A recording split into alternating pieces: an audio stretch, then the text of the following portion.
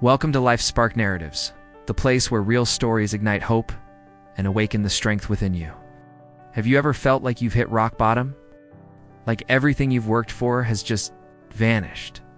Today, we're diving into a story that proves hitting the bottom is just the beginning of a powerful climb back up. Some people lose everything: money, reputation, even their faith in themselves. But it's in the ashes of that failure that they often find something far greater, something unbreakable: their true selves. This is a story of rebirth, of rebuilding a life from scratch after bankruptcy. Imagine a man who had it all. He was a celebrated entrepreneur, the kind of person you see in magazines, living a life most of us only dream of. His company was thriving, he commanded respect, and it felt like his string of successes would never end. It was the perfect picture, wasn't it? But behind all that glory, a subtle poison was at work: overconfidence. He started to believe that fortune was his birthright, that the good times would just keep rolling in forever. He thought he was invincible, till the day he found out he wasn't. It didn't happen overnight, but it happened fast. A few wrong choices, one disastrous deal that went south, and the dominoes started to fall. In just a matter of months, the entire empire he had built came crashing down. Everything was gone. He lost his company, his home, and even the trust of the people he held dearest. The silence that followed was deafening.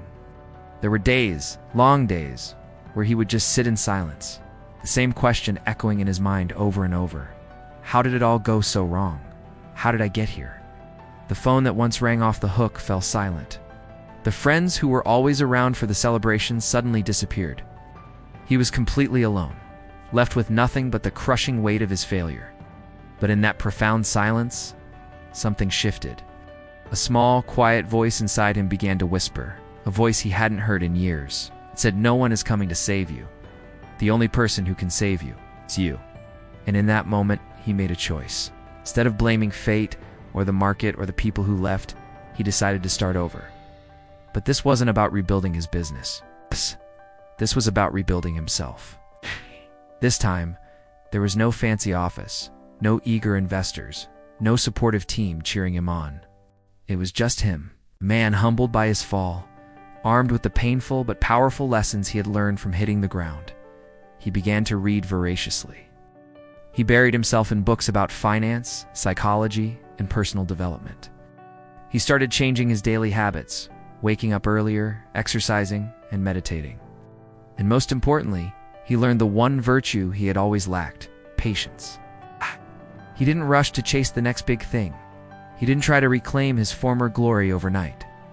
Instead, he walked slowly, deliberately, step by painful step.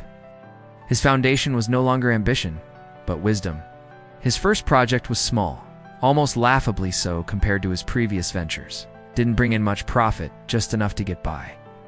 But it brought back something far more valuable, something he thought he had lost forever: his faith in himself. That small win was the spark that reignited his spirit. Years passed. Slowly, steadily, his new business began to grow. It wasn't as flashy or as massive as his first one, but it was stable. It was honest. It was built on a solid foundation of integrity and hard-won experience. He was no longer chasing money or fame. Those things had lost their shine. He was building something with purpose, something that reflected the new man he had become. A man defined not by his wealth, but by his character. When people who knew his story asked him for his secret, how he managed to come back from such a devastating loss, he would simply smile, a genuine, peaceful smile, and he'd say, "Failure taught me how to stand. Without it, I would have never learned how to truly rise." You see, bankruptcy isn't always the end.